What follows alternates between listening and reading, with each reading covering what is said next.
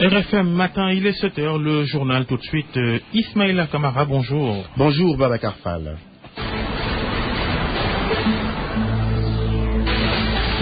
Et les titres.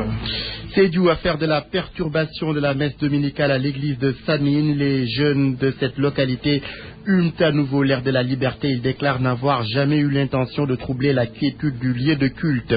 Célébration ce lundi de la journée internationale de la fin de l'impunité pour les crimes commis contre les journalistes. Plusieurs plaintes de ces derniers n'ont pas abouti à grand-chose. Reportage à Rufisque où notre correspondant est allé à la rencontre de quelques journalistes victimes de l'impunité. Crise au PDS, les libéraux et leurs alliés en sit-in devant l'Assemblée nationale. L'heure est au dialogue et à la concertation. C'est du moins l'avis de l'ancien Premier ministre libéral Souleymane Ndéné Ndiaye, leader de l'Union nationale pour le peuple. La sécurité aéroportuaire au menu du focus du jour. La raison, plusieurs aéroports africains ne respectent pas les règles sécuritaires établies sur le plan international. Au Sénégal, le constat est tout autre. Nos aéroports sont bel et bien en sécurité, annoncent les autorités. Le football, le premier trophée de la saison pour l'AS Douane qui a remporté hier le trophée du Parlement. Victoire devant Génération Foot 2-0. Le journal des sports tout à l'heure, Boubacar Kambel Dieng. Le dossier du jour, dossier culture, Nafissatou Silla. Et puis dans une vingtaine de minutes, la revue de presse de Mohamed Ali Mouba. RFM Matin, merci d'écouter le journal.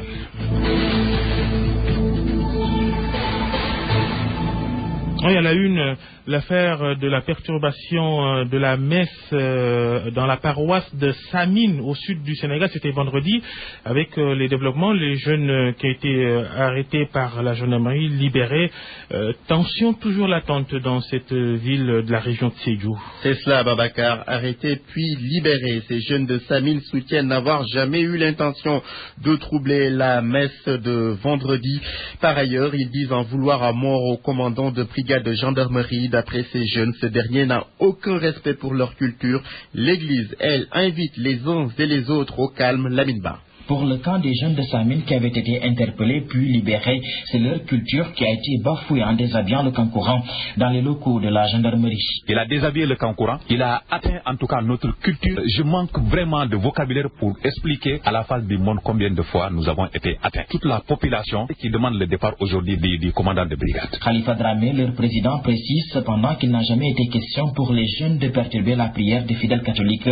C'est un concours de circonstances, soutient-il, qui a été à l'origine de l'incident. Le Kankourang n'a pas perturbé, seulement le Kankourang et les accompagnateurs traversaient. C'est en ce moment qu'à côté il y avait un gendarme qui a interpellé le Kankourang et il l'a amené directement au camp à la brigade. L'église de son côté soutient que les jeunes n'ont pas pénétré dans l'enceinte du lieu de culte, mais précise que la messe a bien été perturbée. Le père Stanislas Diouf, oblat de Marie Immaculée, recteur du sanctuaire de Temento et curé de la paroisse Sainte Bernadette de Temento Samine, on n'a pas vu entrer dans l'église. Ils étaient là devant, alignés, des enfants qui venaient de là, d'autres venaient de là, d'autres venaient de l'autre côté, ne pouvaient pas entrer dans l'église. C'est ça la bonne version que nous avons vécue. Néanmoins, le curé appelle au calme et à la paix. Comme je l'ai dit tout à l'heure dans l'homélie, nous ne cherchons pas la violence ou l'esprit de vengeance. Non, nous cherchons la solidarité. Nous ne cherchons pas à poursuivre ces jeunes pour les mettre en prison ou pour autre. Non, ce qui est arrivé, c'est pas question de chrétiens et de musulmans. C'est question des chrétiens qui ont été offensés par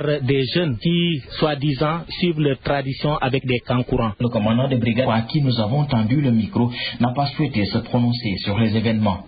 Lamine Ba depuis Samine pour la radio Futur Média. Merci Lamine Ba, frère Cherli du nom de ce jeune décédé dans des affrontements entre supporters et forces de sécurité à Louga. Les organisations de défense des droits humains exigent l'ouverture immédiate d'une enquête. D'après Amnesty International, la RADDHO, la Ligue sénégalaise des droits humains et la Société internationale des droits de l'homme, Cherli a été inhumé sans autopsie alors que le certificat de genre de mort fait état d'un traumatisme crânien. La journée internationale de la fin de l'impunité pour les crimes commis contre les journalistes célébrée ce lundi. Ensemble, nous devons briser le cycle de l'impunité et garantir le droit des journalistes, c'est-à-dire la vérité sans avoir à craindre ceux qui occupent des positions de pouvoir. Tel est le message du secrétaire général de l'ONU. L'impunité des actes commis contre les journalistes. Il s'agit de professionnels de l'information agressés dans le cadre de leur métier. Pourtant, nombreux sont ceux qui ont saisi la justice, mais cela n'a rien donné. Notre correspondant à Rufisque a rencontré des victimes. Reportage Isidore Alexandre Sen. Dans l'exercice de leurs fonctions, les journalistes font face à de multiples problèmes. Agression, emprisonnement, entre autres brimades. Comparé à certains, le Sénégal est parfois cité comme exemple de pays où la liberté d'expression souffre moins. Toutefois, des cas de pression faite à l'encontre de certains professionnels restent toujours impunis. Arfan Saloum Sané, journaliste au quotidien Le Populaire, raconte sa mésaventure. Je me suis rendu à un meeting dont le maire, le sortant Badara Mamiasen, devait effectuer ici au niveau du quartier Yambugun, à Rufisque ici. Et à ma grande surprise, quand je suis venu, les grilles, les gros bas du maire m'ont malmené en quelque sorte, bâillonné. Vous avez porté plainte? J'ai porté plainte au niveau du procureur, mais l'affaire n'a pas connu de suite. Malheureux, mais une expérience pour lui en tant que jeune journaliste. Au fond de moi-même, j'étais blessé dans ma chair et c'était des souvenirs qui me revenaient en fait. Une expérience qui m'a beaucoup servi. Canaux où transite l'information, ces professionnels de la communication sont fréquemment pris pour cible soit par des politiciens, soit par des citoyens lambda. Mam Antadiamé, journaliste à la radio Djoko FM de Rufisque, parle d'une mauvaise appréhension du public vis-à-vis des journalistes. Alors je me suis rendu compte que nous, en tant que journalistes, on n'est pas en sécurité, qu'on doit revoir, reconsidérer. Nous ne sommes pas des menteurs et je ne crois pas qu'on doit nous prendre comme des boucs émissaires.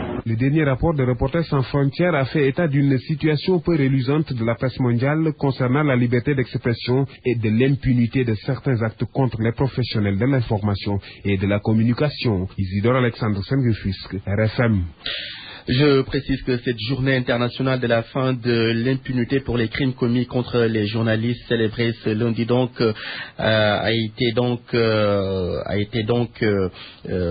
c'est une journée qui est dédiée aux journalistes de RFI, Ghislaine Dupont et Claude Verlon, deux journalistes décédés le 2 novembre 2013 au Mali. C'était dans le nord Mali, à Tombouctou plus précisément. Cette opération de sécurisation menée par la gendarmerie de Louga, plusieurs armes ont été saisies, plus de 30 véhicules et une cinquantaine de motos Jakarta immobilisées. 44 personnes ont aussi été placées en garde à vue. Abdoulaye Sambou. Cette vaste opération de sécurisation menée par la compagnie de gendarmerie de Louga a été effectuée sur toute l'étendue de la région. Toutes les unités ont été engagées avec l'appui de l'escadron de surveillance et d'intervention de Linguère. Cette opération de 48 heures a permis de mettre la main sur 8 armes à feu, de 6 fusils de calibre 12 et 2 pistolets automatiques. 34 véhicules et 53 motos Jakarta ont été immobilisés pour différentes infractions au code de la route. 44 personnes ont été gardées à vue, dont 2 pour détention illégale d'armes, 8 pour détention et trafic de chanvre indien et 37 pour identification. Un meurtrier fugitif longtemps recherché a été arrêté à Linguère au cours de cette opération qui a permis de mettre la main à Daromousti sur un troupeau de 30 moutons volés et 800 grammes de chanvre indien. À en croire les autorités de la gendarmerie, cette opération de sécurisation va se poursuivre dans toute la région pour traquer les malfaiteurs jusqu'à leur dernier retranchement. Abdoulaye Sambou Louga, Radio Futur Média. 7h08, vous écoutez le journal dans RFM Matin et c'est une bonne idée. RFM, la radio de toute l'actualité. En plus bref, l'Assemblée nationale cristallise les attentions ce lundi. Le PDS et ses alliés de l'opposition ont prévu d'organiser un rassemblement à la place Soweto, mais aussi de bloquer les commissions techniques, lesquelles démarrent aujourd'hui l'examen des projets de budget des ministères. C'est pour protester contre le choix porté sur Modou Diagne Fada comme président du groupe parlementaire des libéraux et démocrates. Souleymane Denengaye se prononce sur la crise au PDS. Le leader de l'Union nationale pour le peuple prône le dialogue et la concertation. L'ancien Premier ministre sous Abdoulaye Wade n'être ni pour Modou Diagne Fada ni pour Aïda Mbodj. Souleymane Denengaye, lors d'un déplacement à Tambacounda, il est interrogé par Moussa Omar Gueye. Compte tenu de la position qui est la mienne, je ne voudrais pas ici prendre parti pour un groupe ou pour un autre. Mon souhait, c'est que mes frères et sœurs du PDS puissent rester ensemble dans le PDS en respectant les règles de la démocratie. Le moment n'est plus venu dans un parti comme le PDS où seul le secrétaire général national peut décider de la vie ou de la mort d'un militant ou d'un responsable. Cette situation est lourde de tous les dangers pour le PDS. Moi, j'ai quitté le PDS, mais je ne souhaite pas que le PDS ne survive pas à Maître Abdoulaye Wade. Il ne mérite pas que son parti ne puisse pas lui survivre. Si le fil du dialogue est renoué entre les responsables, que les pyromanes surtout se taisent ou s'éloignent, je pense qu'ils peuvent se retrouver. Je ne suis ni pour Mamadou Diagne Fada, ni pour Oumar Sarr. Je considère que je suis un observateur, parce que je ne suis plus dans leur parti, mais je souhaite, n'est-ce pas, que la raison puisse prévaloir sur la passion. RFM, fréquence en modulation, 94.0, la radio en puissance. Nous en venons au focus du jour, les normes internationales relatives aux aéroports en question. Le focus du jour sur la sécurité aéroportuaire, donc le prétexte, la sortie du secrétaire général de la région Afrique du Conseil international des aéroports jeudi dernier dans le journal Le Soleil. Ali Tounsi a fait savoir que les aéroports non certifiés ou qui ne respectent pas les normes seront affichés sur le net. À l'aéroport de Dakar, sécurité renforcée même aux alentours. Les gendarmes veillent au grain avec des règles strictes. Notre reporter Mamadou Fall a d'ailleurs fait les frais de ces mesures. Reportage. Accéder à l'aéroport Léopold Sédar Senghor, c'est la croix et la bannière. Les gendarmes en faction veillent au grain et examinent les moindres gestes.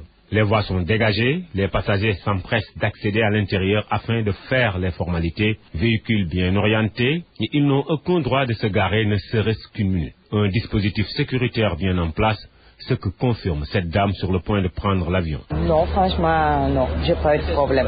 J'ai pas eu de problème, non. Ouais. Notre interlocutrice n'aura pas la possibilité de continuer l'interview. Un des gendarmes qui assure la sécurité a mis fin à l'entretien et nous conduit à la brigade. Raison évoquée, nous n'avons pas l'autorisation d'interviewer aux abords de l'aéroport. Le directeur des ADS, Pape Maël Diop, avait déjà annoncé la couleur. Pour lui, Dakar fait partie des aéroports les plus sûrs d'Afrique. Que depuis le mois de juin 2015, nous avions déjà amorcé les virages en intégrant la certification de l'aéroport Léopold Sédar Senghor. Et nous sommes l'un des premiers pays africains à réaliser le programme de l'APEX. C'est-à-dire, c'est de prendre des décisions qui tendent vers la qualité des aéroports. La sécurité est de mise à l'aéroport Léopold Sédar Senghor de Dakar. Sur place, les gendarmes ne badinent pas. Mamadou Fall, à l'aéroport de Saint-Louis, la sécurité est également de mise. Là-bas, la gendarmerie quadrille discrètement les lieux. De plus, son mur de 8 km est en construction. Celui-ci sépare les habitations et la piste d'atterrissage. Mohamed Nabissila. L'aéroport de Saint-Louis dispose d'une piste d'atterrissage d'importance internationale avec un projet d'extension. Il est prévu, et très bientôt, avec la coopération chinoise, la piste va passer de 1900 mètres à 2500 mètres. Elle va être élargie à 45 mètres. Elle est actuellement de 30 mètres. La bretelle, la voie d'accès qui mène de la piste au parking va également être renforcée et élargie.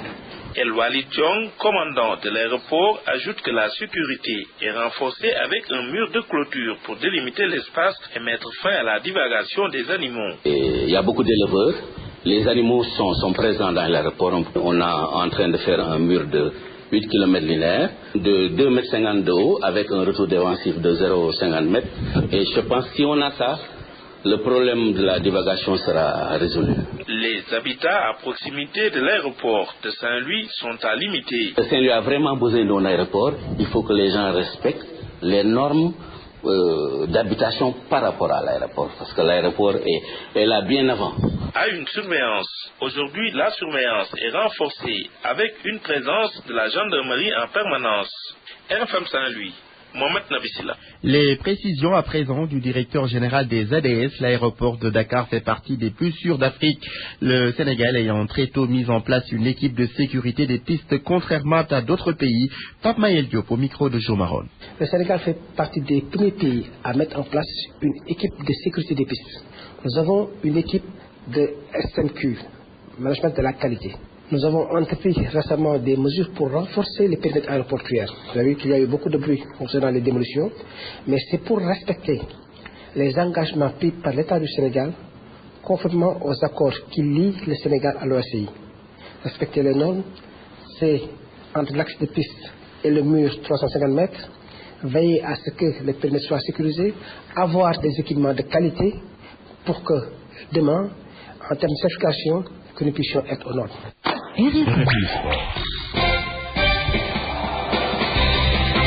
7h14, nous ouvrons la page des sports de ce journal. Bonjour Boubacar Kambeldian. Bonjour Ismaël. Football pour démarrer, l'AS Douane vainqueur du tournoi de l'Assemblée nationale. Hier au stade Demba Diop, les douaniers ont battu en finale Génération Foot par 2-0 grâce à des buts de Adama Tamba et Daouda Gueye en première période.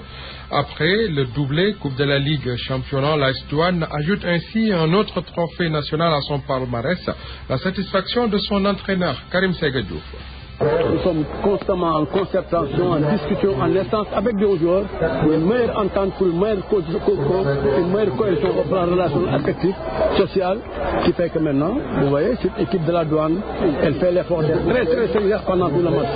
Voilà ce que nous sommes en train de des aspects sur lesquels nous voulons nous baser pour monter vraiment une équipe alors de niveau africain. Nous avons dit clairement, cette saison, la saison dernière, on a gagné la coupe, le championnat et la coupe de la Ligue. Cette saison, nous voulons y ajouter une corde, c'est-à-dire gagner la Coupe nationale, le championnat et la Coupe de la Ligue. Donc ramasser tout sur le plan national et maintenant sur le plan africain. Maintenant, comme vous dites, pour aller en Afrique, il faut de gros joueurs et il faut aussi une grosse organisation technico-tactique. Ça, c'est de notre ressort, nous, et staff technique. Le choix des joueurs, pareil. On n'a pas encore fini notre recrutement. Nous sommes en train de lire sur le groupe que nous avons. Partout une faille, une faiblesse sera trouvée, alors elle va être corrigée. Après la défaite de ces garçons face à la Douane hier, le coach de Génération Foot ne crie pas au scandale. Djibi Fall relativise. Pour lui, ces hommes sont toujours en apprentissage. Parce que si on voit la prestation de l'équipe aujourd'hui, nous on est très satisfaits du contenu. Parce que ce qui était essentiel, c'était le contenu. Parce que lors de la demi-finale, on n'était pas satisfait de la prestation de nos joueurs. Et aujourd'hui, on a essayé maintenant de jouer. Et je crois que le contenu a été bon. Donc on est satisfait de nos joueurs. Et nous félicitons également au passage de la Douane, c'est une grande équipe. Nous, on a eu en début de match l'opportunité de marquer le but. Et ça n'a pas arrivé. C'est des choses qui arrivent dans le football. On n'a pas eu de réussite aujourd'hui. La Douane l'a eu. Et ils ont marqué 2 buts. On les félicite et nous encourageons nos joueurs. Et ce qu'il faut maintenant, c'est aller faire le bilan du tournoi et essayer maintenant de voir qu'est-ce qu'il faut améliorer pour le championnat à venir.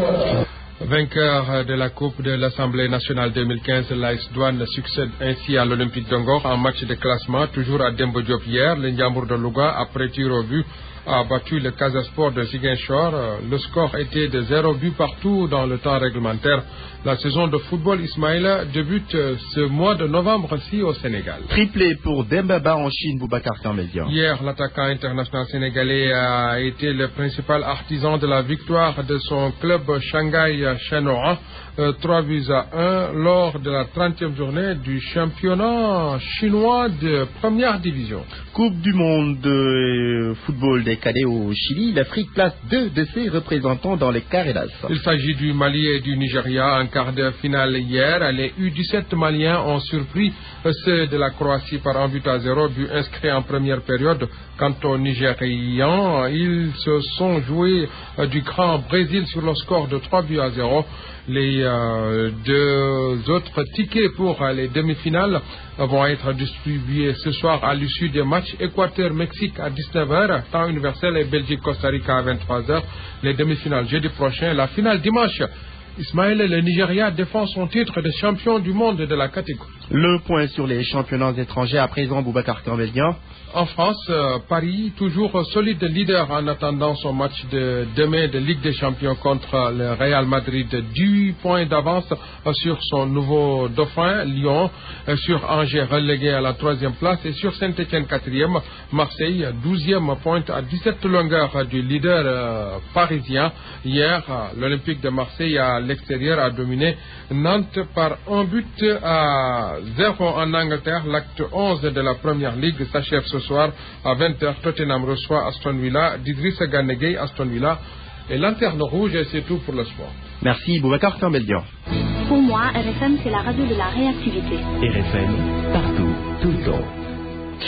Le mbalax, cette musique au rythme endiablé, n'a pas le vent en poupe sur le plan international. Seule la diaspora s'y intéresse, constat fait par des professionnels de la musique, lesquels estiment que la musique sénégalaise doit changer de style pour s'exporter comme il le faut. Un dossier de Nafissatou Silla. La musique sénégalaise sous toutes ses formes est bien dominée par le mbalax, une sonorité bien spécifique, très appréciée des Sénégalais. Il est le genre musical le mieux consommé au Sénégal, mais au-delà de ses frontières, cette musique est très peu consommée. Michael Souma a fait le même constat. Et je me rends compte qu'elle n'est pas aussi consommée à l'étranger que celles étrangères, n'est-ce pas, sont consommées au Sénégal. C'est vrai que quand on parle de musique sénégalaise en général, on a tendance à la limiter au mbalax. Or, la musique sénégalaise est plurielle. Donc, je pense que c'est ce mbalax-là qui a tendance à voyager un peu à travers l'Afrique, l'Europe et l'Occident en général. Et donc, cette musique reste encore à être acceptée, souvent par l'oreille étrangère. Quand nos artistes vont en tournée en Afrique en général ou en Europe, le public est constitué essentiellement de Sénégalais, de Sénégalais de la diaspora. Donc, les étrangers qui viennent voir nos artistes évoluer à l'étranger, donc on peut les compter sur les bouts des doigts. Et pourtant, beaucoup de nos artistes se produisent sur la scène internationale, mais pour la plupart, c'est avec un style tout autre que le mbalax, un style assez particulier, soft, folk, etc. Les frères Guissé, par exemple, exportent les sonorités poulard. Cheikh Ndigolo a su adapter le style baïfal et tant d'autres. Carlo Di, de son vrai nom Ibrahim Loukar, l'atteste, et ce genre est mieux consommé par les Occidentaux. C'est la technologie à un poids sur la démarche dans le monde musical. Tous les Sénégalais de suivre Carlo Di via Facebook ou Instagram ou Snap, ils verront qu'on commence à intéresser ce public de l'autre côté à ce qui se passe ici depuis 2004. J'ai commencé par le rap, le mouvement hip-hop, avec ma langue, le Wolof. Maintenant, pour rendre mon style international, il a fallu parler une autre langue, jouer autrement le style, impliquer les instruments traditionnels pour que le reste du monde puisse s'intéresser et voir exactement ce que Carlo Di fait. Cependant, le Sénégal a reçu des distinctions avec d'éminents musiciens, Youssou Ndour, Coumba Gawlo Seck, pour ne citer que cela, avec des disques d'or, mais avec des sonorités différentes du mbalax. Et pour les professionnels de la musique, des efforts doivent être consentis et essayer d'être au diapason. Quand on parle de musique sénégalaise, on a tendance à se limiter au mbalax. Aujourd'hui, ce mbalax-là, je pense qu'il faut qu'on le repense. Parce qu'aujourd'hui, la musique sénégalaise est confrontée, le mbalax particulièrement, à un problème de temps fort. De telle sorte qu'aujourd'hui, l'oreille musicale étrangère a tendance à ne pas comprendre, en fait. Ne se retrouve pas dans ce que nous faisons musicalement parlant. La musique a beaucoup évolué et je pense qu'aujourd'hui, il faut se mettre au diapason. Ce débat posé aujourd'hui pourrait remettre en question l'industrie musicale sénégalaise en ce qui concerne sa qualité et son exportation. RFM, la presse du jour.